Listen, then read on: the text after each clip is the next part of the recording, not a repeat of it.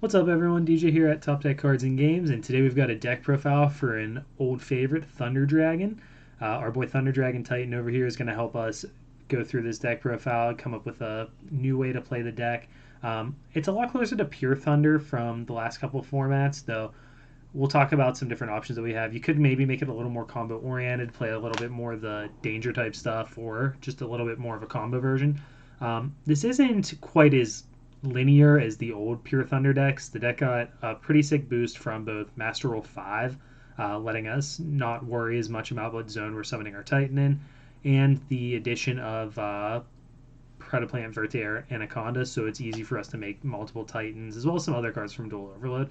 A lot that we can do, though. Thunder Dragon Titan is still kind of a messed up card. It's difficult to destroy. You're able to use that protection effect to keep it from being destroyed by card effects. It's gigantic. 32/32 is just hard to kill in battle. And non-targeting instant speed interaction during your opponent's turn is really, really good, especially if you can put two of them in play, so we can pop two cards or, what have you. It's just really, really strong. So this is something that I'm really excited about.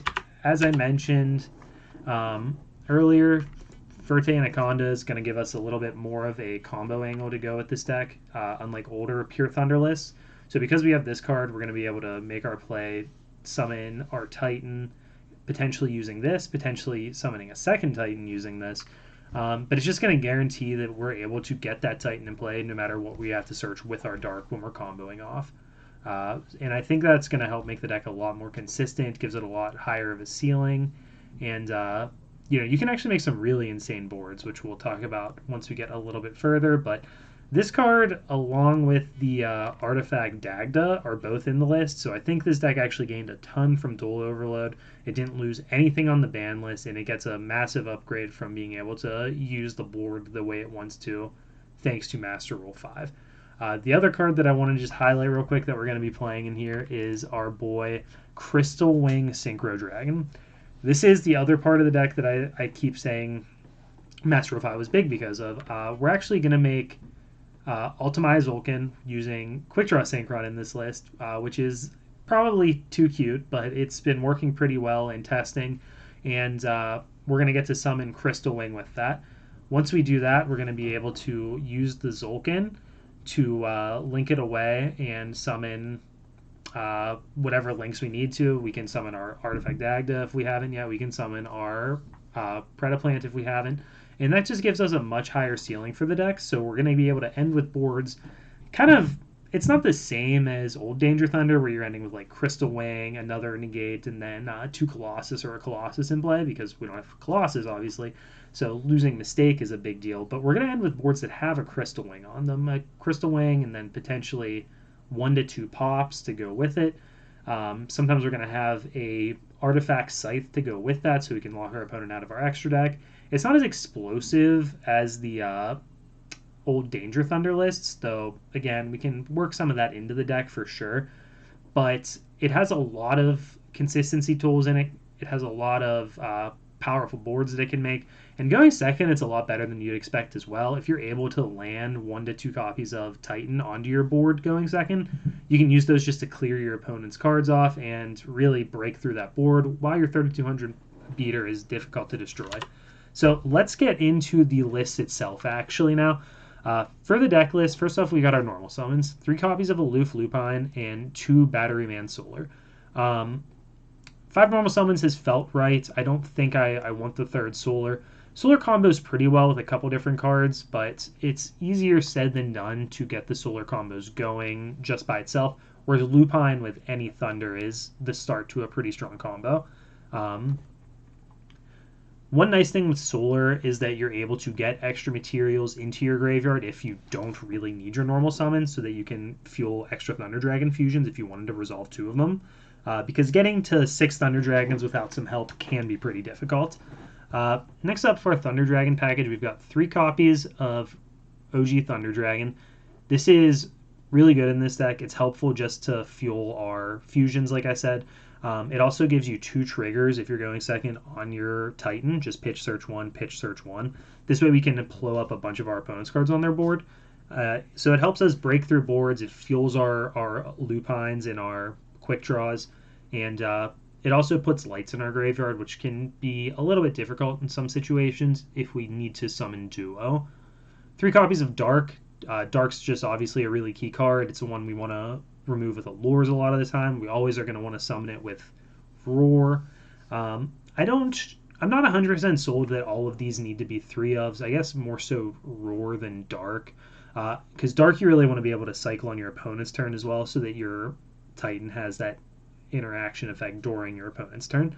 So I think the Darks probably do need to be 3, I guess, but I'm not sold that Roar does. We're looking to banish Roar from our deck a lot of the time with Lupine, maybe Sark, but the upside with having 3 of these is that you're able to allure it. But these are both important combo cards for us, so that's why currently we're playing the full 3 copies. Next, we've got 2 copies of Thunder Dragon Duo and 2 copies of Thunder Dragon Hawk. These serve similar rules. They're Thunder extenders.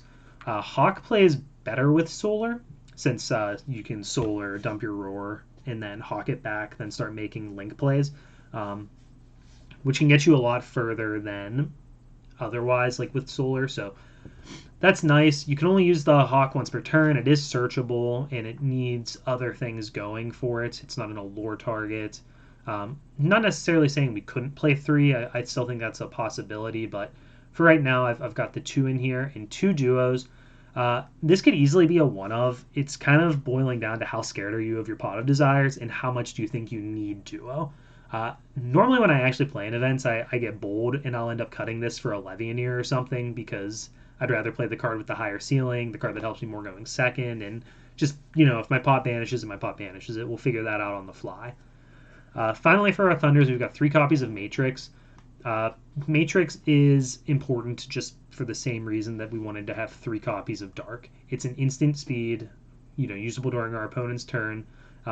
Thunder effect we can use from our hand so that we can trigger our boy Titan and pop our opponent's cards. It's important to have the 3 since we are playing the Desires. Like I said, we need to have those so we can loop them and make sure we're resolving that effect during our opponent's turn. The pump is relevant just to push damage sometimes to protect a monster if your opponent can't get too big. And it's just all around fine. Not an exciting card, but we need them. We need those Thunder hand effects. We need those abilities to pitch. It's another thing we can remove to Lupine. Yeah. 3, Quick Draw Synchron. Quick Draw is great in this deck. Basically, just to walk you through like a really normal play that we're going to do, if you summon Lupine, you're able to banish a Roar from your deck, plus whatever else you banish from your hand, or even if you banish the Roar from your deck. Then we special summon Dark, and if we can summon Quick Draw Synchron, we're able to use those to make an Ultimate Tzolkin.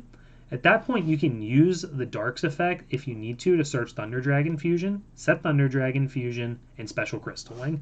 So at that point, we've got a graveyard loaded with enough Thunder Dragon cards, or graveyard and banish, I should say, to resolve that fusion. We've got a Crystalling in play, and we've got a Lupine with this Tzolkin still in play that we can link with. So that gives us a lot of different options for how we want to interact with our opponent. There's a lot of things we can do there. If we have any extenders, we can turn that into even more potentially.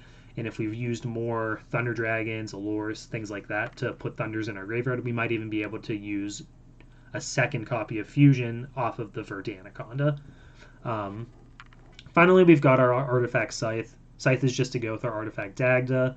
If you lose it to pot, you lose it to pot. It's not the end of the world. We're not playing Sanctum currently, but that's always an option as well. Spells, we've got 3 Allures, 3 Desires. You could build a deck without Desires. I think Allure is a absolutely key card in here, though. Being able to put Thunder Dragon's face up in your banish is always going to be useful since it fuels Fusion, and it just gets us that consistency to find the cards we really care about. We've got a pile of Darks. It's fine. Desires, like I said, we could shave, we could cut it all together. I like draw spells. I've been enjoying playing it. I think it's good for the consistency, and we've got thick copies, or thick counts rather, of all these cards, so it's not too big of a deal. 3 Thunder Dragon Fusions. We're going to play 2 on our first turn sometimes, so playing all 3 copies just so we can have that option and the consistency there. If we draw one, we don't have to search it, and we can still play 2, which is sometimes really good as well. 3 Tuning. We can only make the Crystal Wing play if we find Quick Draw, so we're playing maximum copies. Upside there, too, it does mill a card. Usually not super relevant, but it could be, so we've got it. Gold Sark, just an extra extender here, as well as the Instant Fusion. Instant Fusion has upside with being able to turn the Kaminari attack into Thunder Dragon Titan, but the extra deck space is a little bit tight now. It didn't used to be, but we've added enough new links that, I don't know, it's worth debating whether this is necessary since we can't play a ton of utility options. And finally, Upstart Goblin. We're playing 39 cards. The sideboard here is more of a maybe board, so I'm going to talk about that in a little bit. Let's just go to the extra. We've got one copy of Kaminari attack for our Instant Fusion, 3 Thunder Dragon Titans, as well as a twin-headed Thunder Dragon to go with our Thunder Dragon fusions. This is just a beater if you're in an awkward, low resource game and this is what you need to do, or maybe you need to make a cross sheet play. 3 Titans, we're going to summon 2 on our first turn sometimes. I think you need that follow-up one. If it gets to the point where I'm confident our boards aren't getting broken and we're just steamrolling our opponents, though, this could easily be cut down to 2. We've got our Crystal Wing as well as our Tzolkin. Up to you if you think a different dragon is better over here, but I think this is the best one, and then make sure it is, yeah, just dragon-type Synchro monster, okay. Making sure there weren't any other requirements there I wasn't thinking of, so... I mean, there are options like playing Hot Red or something, but I think the Crystal Wing is the way to go. Under our links, we've got Artifact Dagda to set our Scythe, Boral Sword to OTK our opponents, Cross Sheep to make plays with our fusions, Masquerena, which is another link too that we can end on, which will let us interact with our opponent if we want to make our Nightmare Unicorn or Phoenix on their turn. Then we also have Verte Anaconda to get our fusion spell. And 1 copy of Relinquished Anima. This could be Link Karibo, but I don't know. It's low upside either way. I think the potential to cheese your opponent with this guy is just too much to pass up.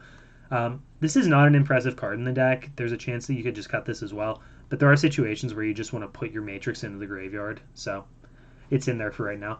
The sideboard is, like I said, a combination of maybe cards. I already talked about the Levianeer a little bit. This is a card that we could add over one of the duos. It's very easy if we cut pot, and even if we don't, like, it's just kind of how ballsy are you.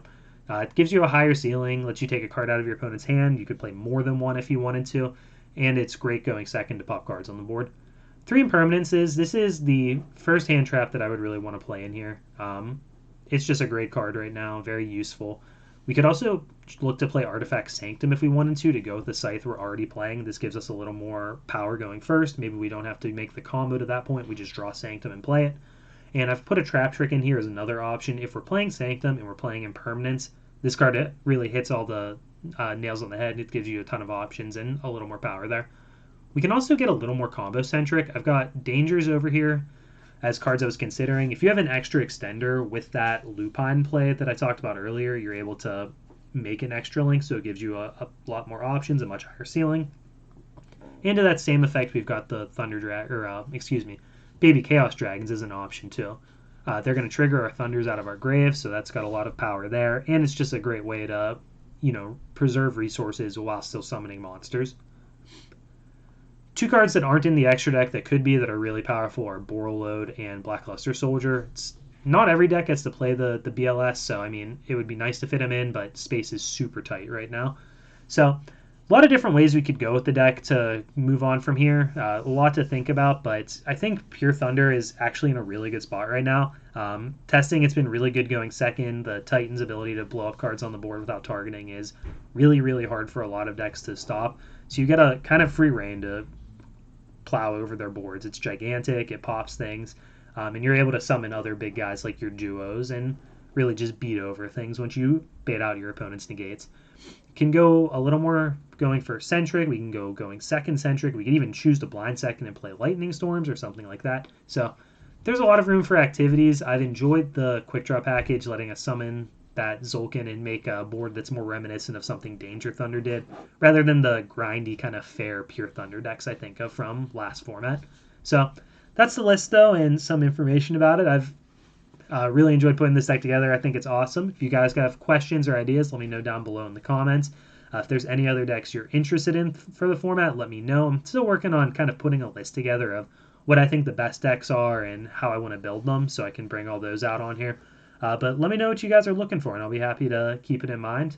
Make sure you're hitting that subscribe button and like these videos. It really means a lot, guys. Thanks for watching.